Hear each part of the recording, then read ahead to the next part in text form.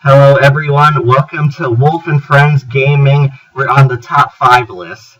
As you can tell, I am not Wolf, I am the friend in the titular Wolf and Friends Gaming title. I will be doing the introduction for us right now, and we'll be doing top 5 satisfying villain defeats.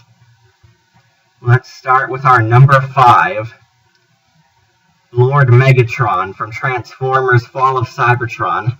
Those of you who've played the Transformers Cybertron games know how much Megatron can piss you off in the games, considering he takes great joy in massacring Autobots and proving that he's the best in the universe. It's very satisfying to see him suffer not one, but 2 satisfying villain defeats in the second game, Fall of Cybertron. The first one, Megatron is crushed by Metroplex, a giant mecha, using his fist to pound Megatron in 4 times, and you get to control him while doing so, which makes you feel really satisfying, breaking him down to size. However, Megatron comes back to life, unfortunately, seeks revenge on the Autobots and all that, and you fight him again as the final boss, this time as Optimus Prime, and if you choose Optimus, you give him another satisfying beatdown, which basically is very fun, considering that you give to do a lot on him. You damage him because he keeps refusing to go down, but it's still satisfying to see the leader of the Autobots give Megatron a beating he deserves. Well, now that Megatron's off to the scrapyard, we'll go to our number 4.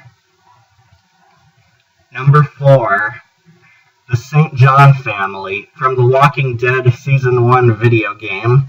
The St. Johns are the first human villains you meet in the series, although they don't seem like it at first because it's a zombie game and tries to establish it that the zombies are the real threat.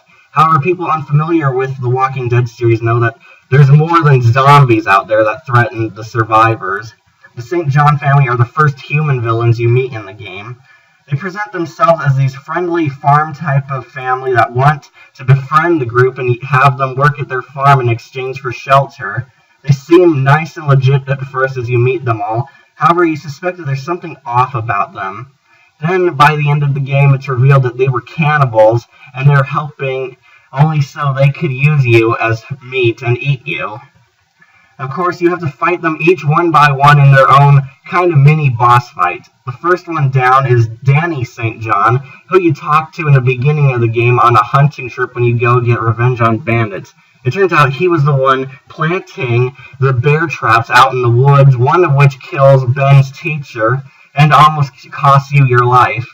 Ironically, he gets stuck in one of these own bear traps, and you get the choice to kill him. However, note, Clementine is watching you, so you probably don't want to kill a guy in front of a child. Then Brenda St. John, their mother, who was feeding you people. Turns out she takes Katja hostage, Kenny's wife, so you have to save her from Brenda before she shoots her, or possibly you. And then she gets killed by zombie Mark, who they were trying to feed you. He reanimated as a zombie, and irony kicks in, and he eats her. Then finally, you get the final boss, Andy St. John, who's the last one standing, and you get a fist fight against him. You get the option to kill him by kicking him into an electric fence, but the actual better option is to actually spare him because he stays there broken and defeated, begging for Lee to come back. Very satisfying to see a family of cannibals go down. But now that they're gone, let's move on to our number 3. Number 3, the Joker from the Batman Arkham series. Those of you who've played a Batman Arkham game know that the Joker is the main villain in all of them, and he pulls so much crap that it pisses you off and makes you really want to beat him. However, you're denied an actual fair fight against him in the first 2 games. The first one where he's too powerful to actually be hurt by Batman. Then the second one where it turns out you never actually fight him. You fight a clone of him being played by Clayface. Then Arkham Origins came along, and which is pretty much the only redeeming quality about the game, is that you give a no-holds-barred beatdown against the Clown Prince of Crime, and you give him what he deserves.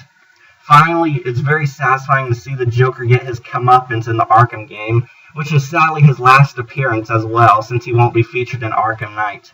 But it was still satisfying to give him what he deserved. Now that the clown's gone, let's move on to our number 2. Sorry guys, just got in. So, number 2, Mr. Albert Wesker from the Resident Evil series.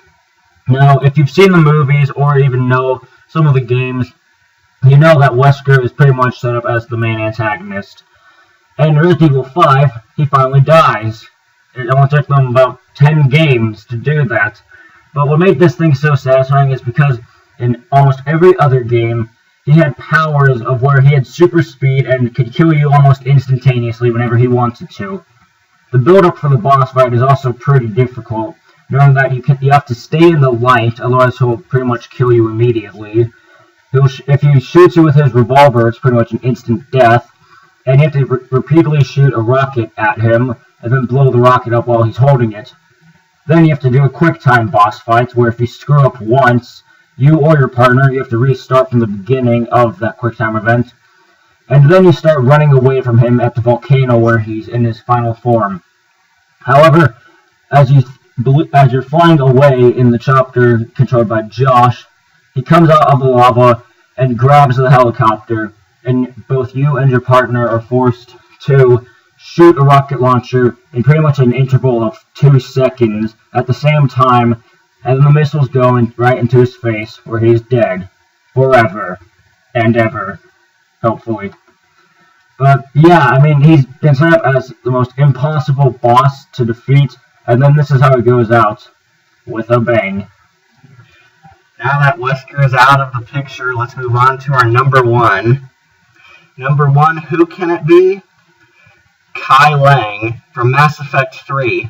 Although Mass Effect has a lot of villains throughout the trilogy who piss you off, this guy is a colossal jerk. Kai Lang is the elusive man's new second-in-command in the game, and already he establishes himself as a jerk who likes to mess with Shepard and his allies. He frequently makes fun of you, says that he is the best guy throughout the entire universe, and all he does is run away and hide while fighting you unfairly. Yeah, real jerk move, right? But Kai Lang finally fights you in as the kind of final boss of the 3rd game, where you go to Cerberus' base to steal their data to stop the Reapers. However, Kai Lang's there to challenge you, and of course, he doesn't do much of a fight, and hides behind most of his henchmen to keep you busy while he tries cutting you and running away. However, it's easy to take Kai Lang down, and very satisfying actually, knowing you and your allies shotgun him down. However, Kai Lang gets up one last time while Shepard's back is turned trying to download data on the computer, and you stab him through the chest with an Omni Blade. And for bonus points, you could take the Renegade option, the QuickTime event, to break his sword before he can even pull it out, and then stab him.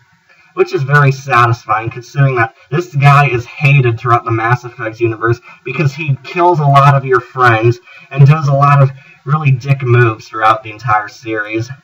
But that's why he's the number 1 satisfying villain defeat, because it was very happy to take him down. But now that he's out of the way, we'll go to honorable mentions who you might wanted to see on the list but didn't quite make it. That's right, Master Hand and Crazy Hand from the Super Smash Bros. Series, and Shao Kahn. Both the hands, though, from the Smash Bros. Series were very difficult bosses, considering that they're both very cheap, and they rely on one another to fight you. But once you defeat them, it is kind of satisfying knowing that you beat them, since you unlock more in the Smash Bros. Games. As for Shao Kahn, he's that one guy who establishes himself as the Galactic Conqueror and wants to beat you down to size, but you very much feel very happy when you destroy Shao Kahn and destroy his throne and threat to Earthrealm and the Netherrealm. But yes, both are very satisfying, but didn't quite fit the top 5 potential. So, wrapping up this video, we hope you enjoyed it. We hope you like, favorite, subscribe, or even comment on this video. Thank you for joining Wolf and Friends Gaming. Please click on these videos if you wish to see more of what we have to offer.